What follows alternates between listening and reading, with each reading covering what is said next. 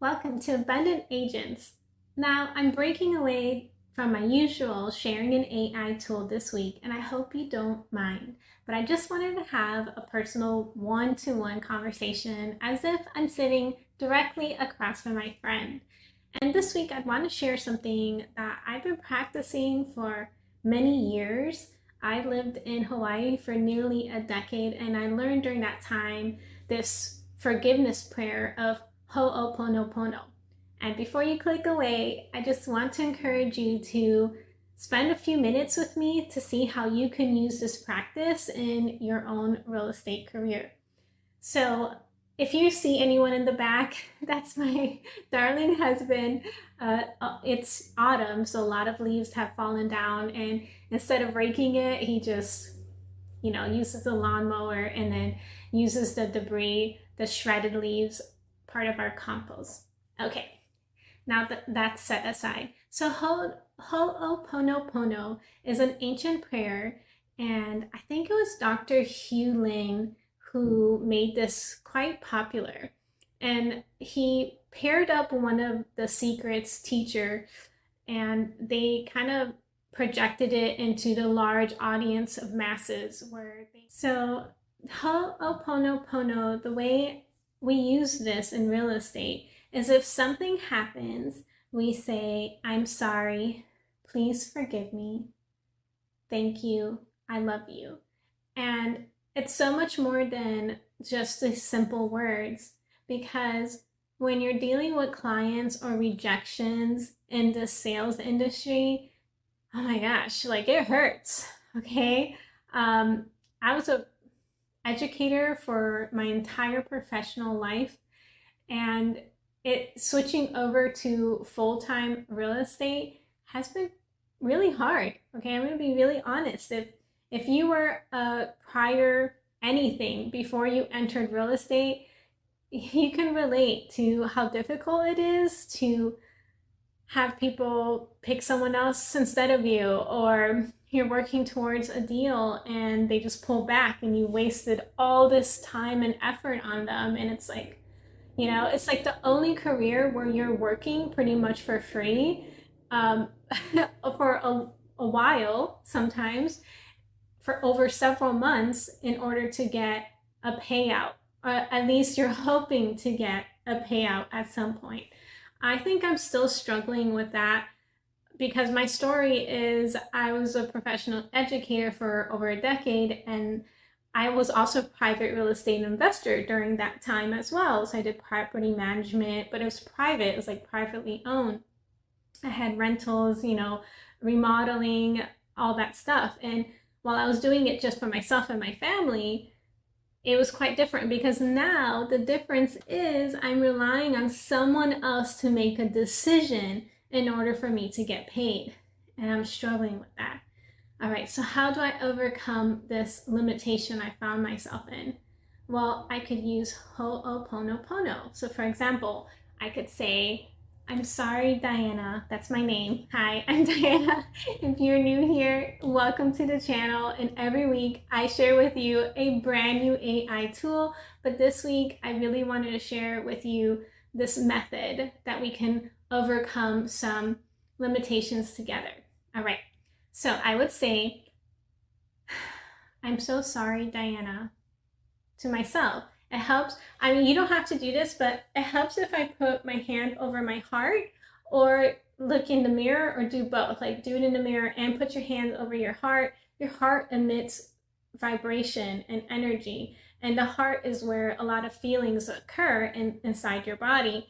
So I like to just put it over my heart. You don't have to, but this is how I learned to practice this in my life. So I'm so sorry, Diana, that you are limited by other people's choices in order for you to get paid. I'm so sorry for that. Please forgive me for putting you in this position where you are relying on other people to buy or sell their property for you to make a commission. I love you, Diana. No matter if you make a commission or not, I'm so proud of you for switching over to this career of real estate and working so hard. I'm so proud of you for being responsible. You could go on and make it personalized. And then you say, I love you. I love you no matter what. I love you no matter if you close deals or not this year. I see the hard work that you're putting through, and you will be rewarded in one way or another. You will be rewarded. I love you so, so much. And pretty much that's how it goes. I added those things, but you don't have to. You can literally just say, I'm sorry. Please forgive me.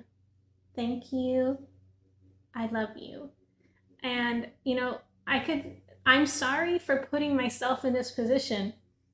Now, this might sound a little bit strange if you haven't heard this before, but there's a lot of theories out there. Like Tom Campbell, he has My Big Theory of Everything, and he says that life is a simulation.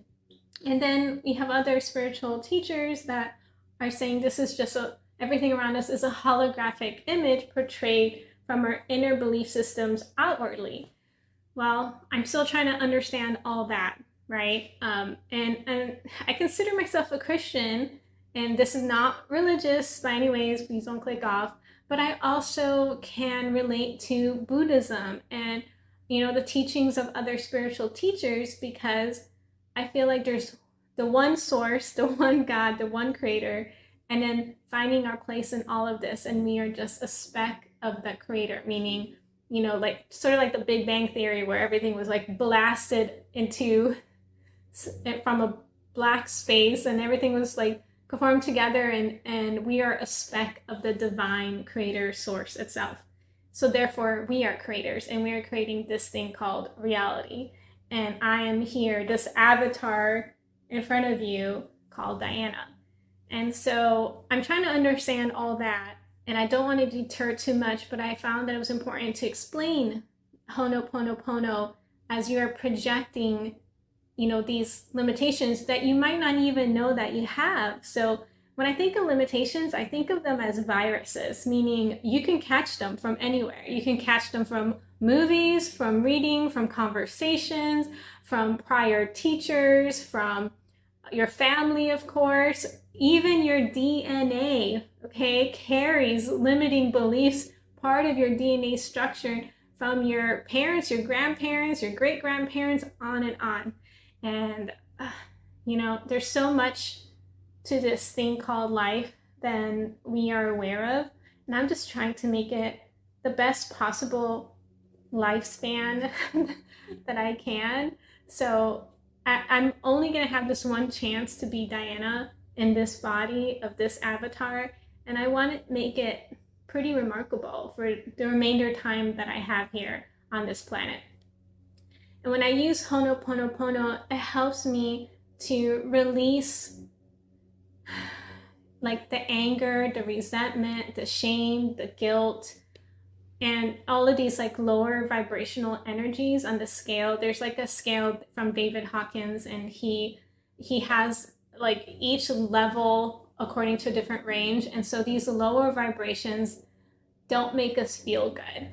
So your emotional level tells you exactly like what plane you are living off of. So if you're feeling rejected, like I'll give you my last 3 failed client acquisitions, and then hopefully comment below if you can help sort these out. But I'm going to do Ho'oponopono on all of them, and I have done Ho'oponopono on some. And how do you know how many times you have to do Ho'oponopono on each one?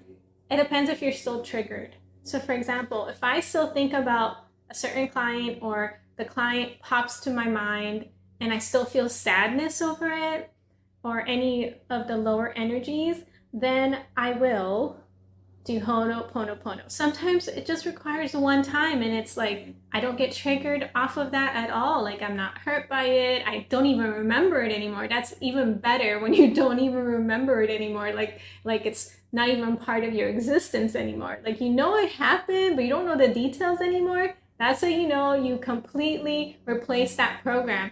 Remember, we're talking about viruses like a computer virus, and you catch things all the time. And if we are this program, this avatar, we need to clear out these viruses and do an upgrade in programming. Okay, so set that aside with the Ho'oponopono and realize that whatever you're struggling with your clients, that you could use this with failed deals that fell through, or you're not getting enough clients, like the situation I'm in right now. But if you like to refer clients over to the Charleston, Myrtle Beach area, Beaufort, the coastal towns, I'd be more than happy to provide great service or referrals and give you a referral fee, of course.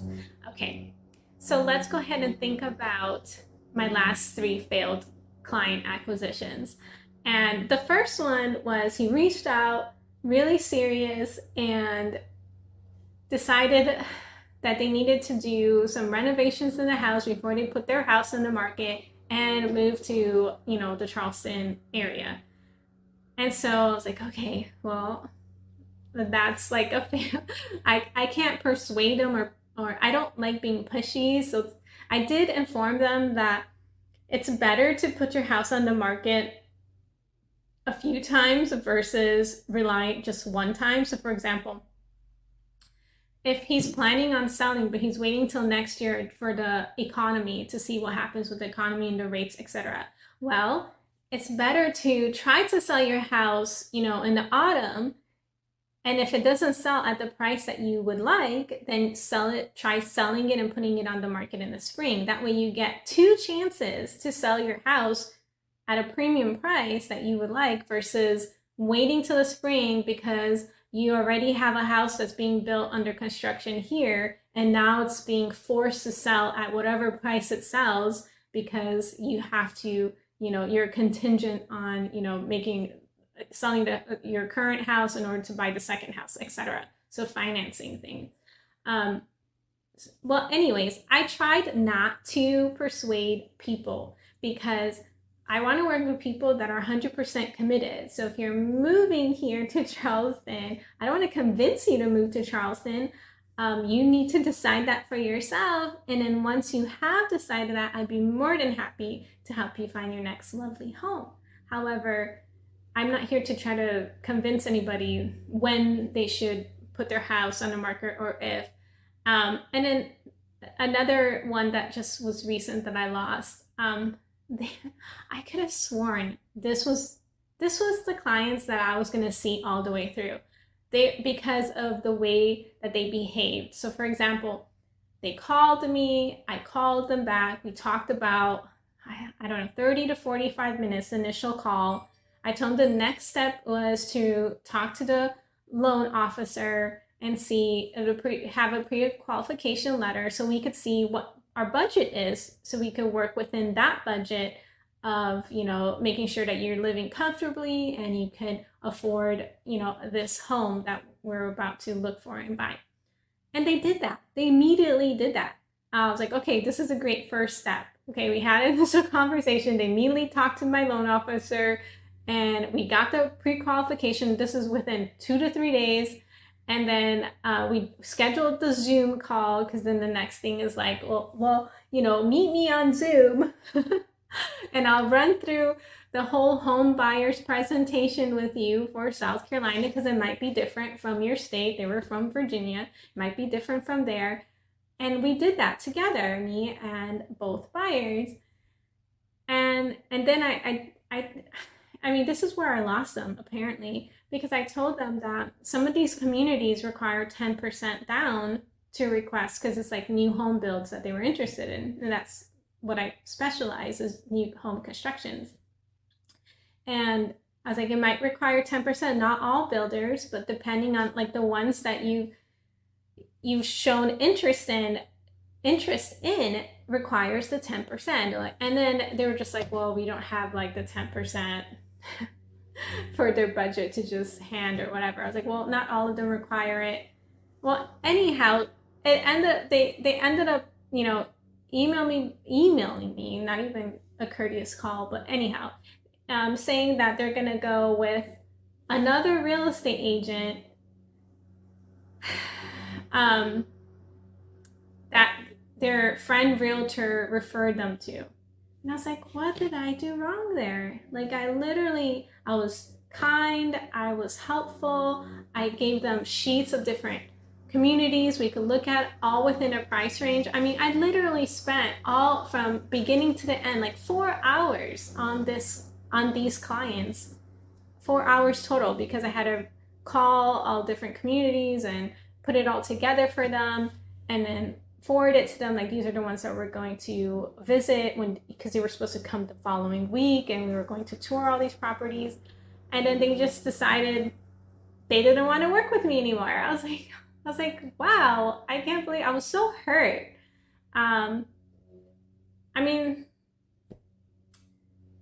everything happens for a reason, and I need to have faith that they weren't just my clients. They were not my clients, because if they were my clients, then I would have had the opportunity to serve them and help them find their next home, and it would have been a smooth process. I shared this situation with my husband, and he said, well, obviously they're not even financially ready to even put 10% down, and their budget wasn't even high. So isn't it better for me to have let them go now initially versus later on, and showing them all these communities, wasting days and tours and several hours over them to just find out that they're not able to afford, like, they want a house and they're not able to afford a down payment. So everything happens for a reason, and I just have to feel like, let my feelings feel, because when we subdue our feelings and say, well, it's not a big deal, so what, oh well, they have a way of embedding themselves in our cellular DNA, and then they come up, they resurface in different parts of our lives, or resurface again and happen again. So those were my last 3 clients, where the first client was waiting to put their house on the market for waiting for the economy to change. The other one wanted to redo the basement first before they put it on the market. Wasn't really quite sure. And the other one was, so actually there was 4 that fell through. Called me he was talking to his wife and was interested in this new community property in Myrtle Beach, but thought the HOA was too high. Granted, the HOA was $133 a month. I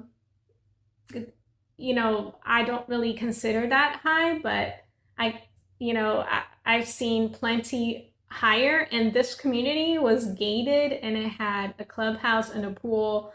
I mean, for $133 a month, I pay approximately nearly that much, and I don't have a pool, a clubhouse. It's not gated.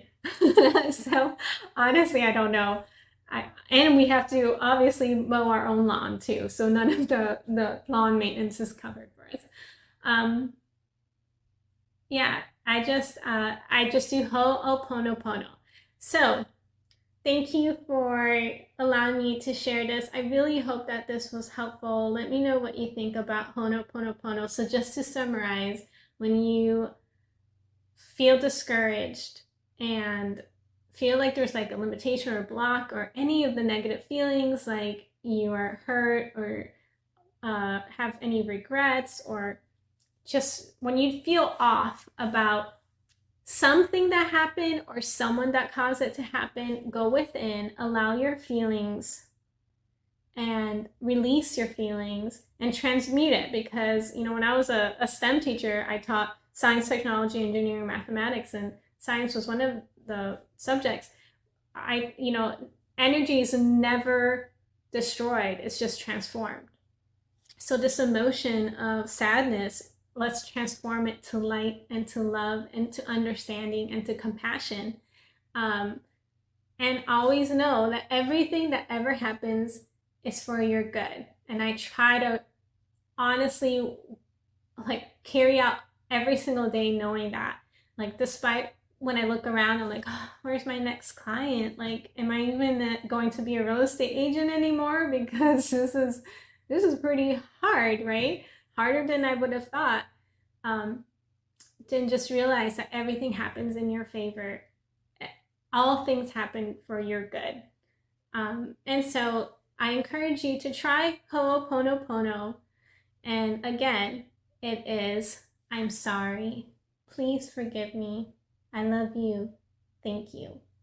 And thank you so much for watching until the end. Please check out all of my other videos that I'm sharing so that we can expand and grow our real estate career together. And I'll see you next time. Bye.